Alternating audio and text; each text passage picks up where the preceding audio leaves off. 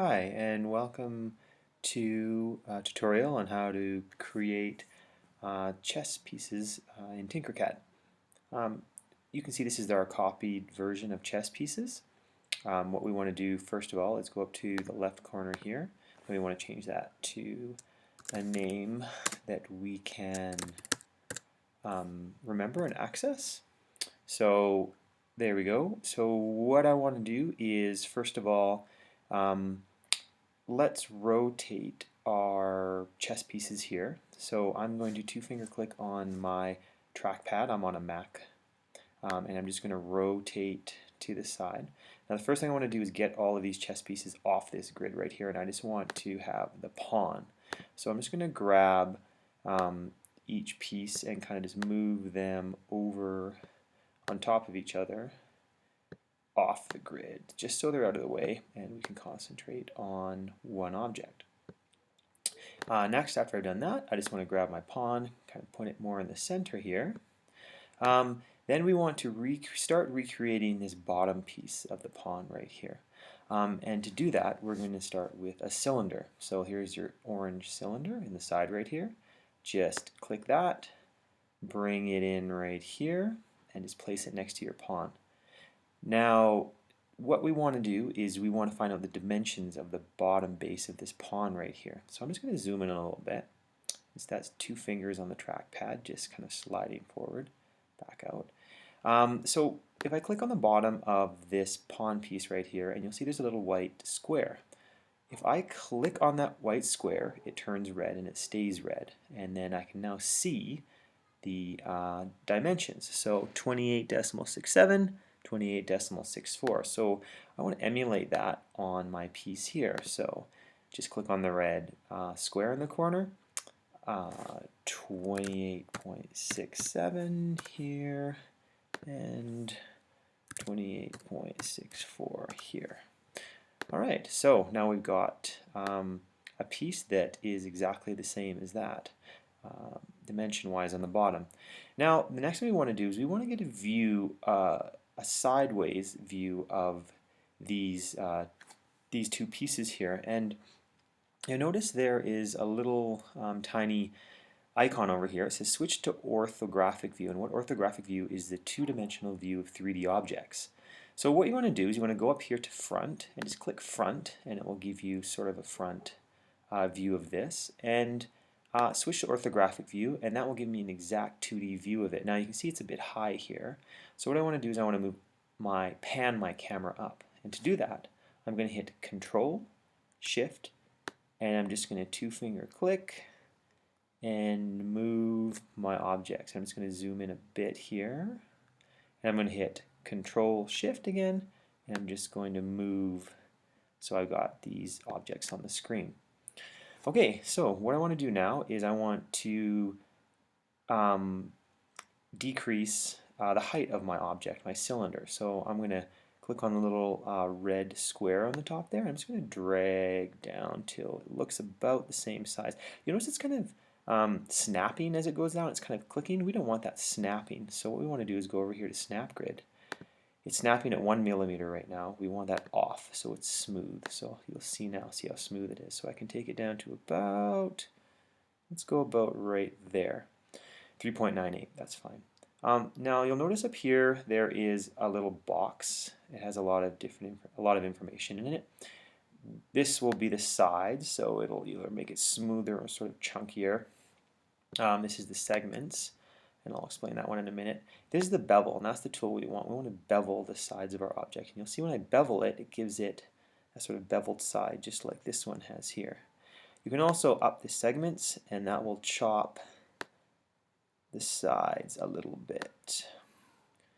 So we can leave that at maybe segments there, and the bevel at 2.5, which is the highest. Okay, the next thing we want to do, now we've got this piece looking similar to this, not exactly the same, but similar enough. We want to bring in another piece to sort of start building this section right here. And I'm guessing probably the best piece for this would be a cone. So if I scroll down, you'll see there's the cone right there. Now, you want to maybe switch back to your regular view there, your 3D view, when you're bringing the cone in. So bring the cone in, and you want to kind of move the cone around and place it somewhere close to on top of your cylinder that you've created. I'm just going to zoom in a little bit.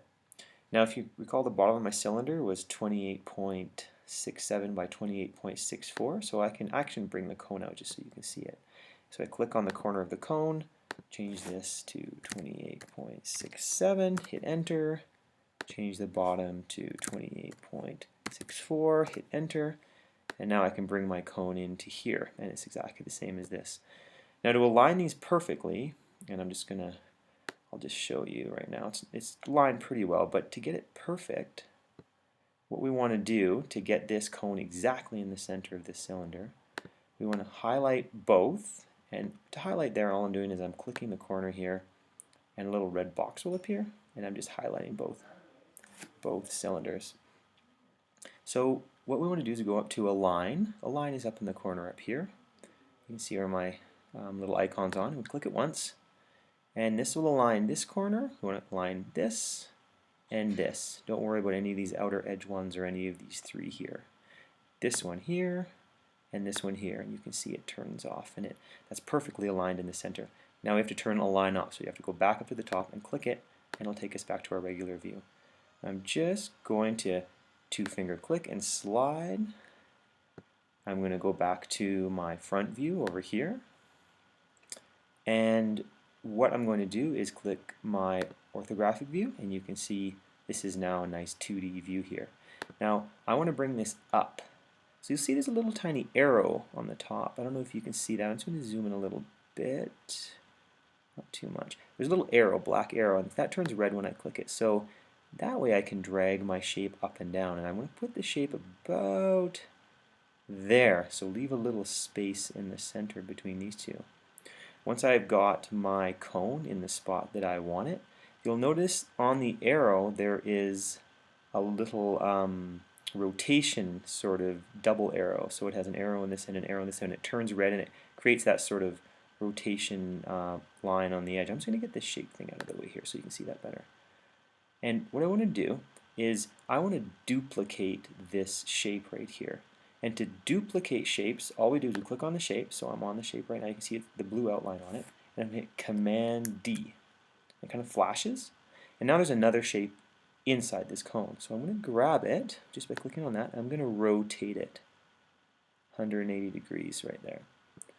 And then what I'm going to do is I'm going to grab it by grabbing that little arrow right there. I'm just going to move that shape down.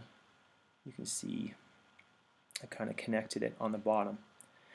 Now it kind of looks strange right now, and I'll just switch back to my other view because you've got this huge big cylinder hanging out the bottom. We kind of want to get rid of that piece hanging out the bottom right here.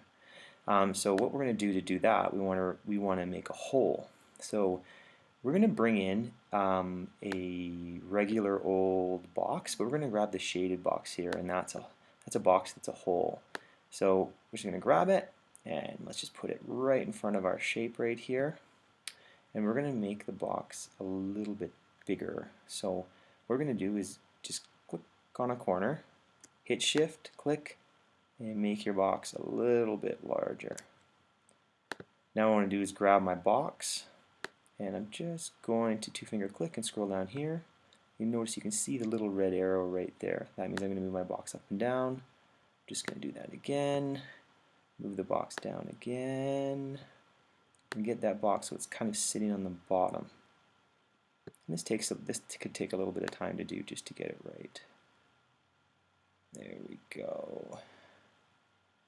About right there. There we go. That's about sitting on the bottom.